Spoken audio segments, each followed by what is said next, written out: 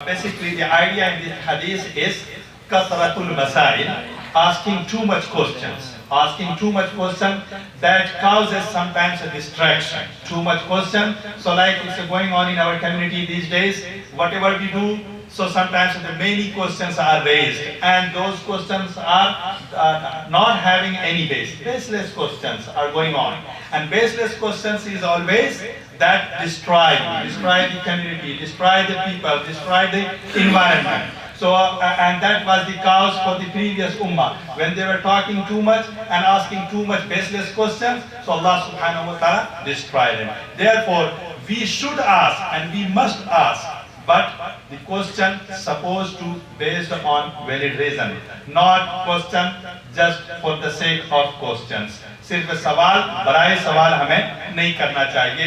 سوال اگر اچھے انداز میں ہو تو یقیناً اس کا فائدہ ہوتا ہے اگر سمجھنے کی نیت ہے, لیکن سوال صرف اس لیے ہے کہ سوال کر کے ہم کسی کو زیر کریں اور یہ بتائیں کہ آپ کے ہاں اس چیز کی کوئی دلیل نہیں, اس چیز کی کوئی دلیل نہیں, تو ان سوالوں کا کوئی فائدہ نہیں ہے. بغیر کسی تاخیر کے میں آپ سے بتاتا چلوں, ہمارے آج کے مہمان حضرت علامہ مولانا اصیل خان صاحب رضوی قادری ہیں.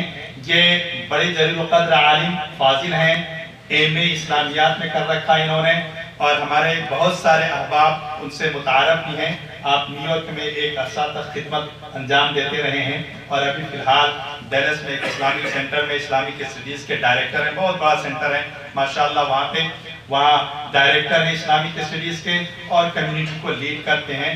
بڑی اچھی فکر کے مالک ہیں, ایک زمانے تک کالج میں یہاں پہ پڑھاتے رہے ہیں. اچھی فکر کے مالک ہیں, اچھی صلاحیت کے مالک ہیں. اور ساتھ ساتھ آپ کو بتاؤں کہ آپ کی یہ کیلی مسجد کا جو شریعہ بورڈ ہے اس میں ہمارے 3 ممبر ہیں, 3 علماء کرام ہیں, ایک صوفی ہیں بزرگ, اور ایک قاسمی صاحب ہیں, اور ایک آپ کی شخصیت حضرت مولانا اصیل خان صاحب کی. تو کیلی مسجد سے بہت ایک گہرا رابطہ, گہرا تعلق اور پرانا تعلق بھی آپ کا, اور آپ جاننے والے بھی ہیں آپ حضرات. اور چونکہ فیملی جو پاشا قادری صاحب ہیں ان سے بڑے گھریلو تعلقات بھی ہیں, ابھی آپ نے سماعت کیا تو اس لیے بھی ان کی تشریف آوری ہوئی.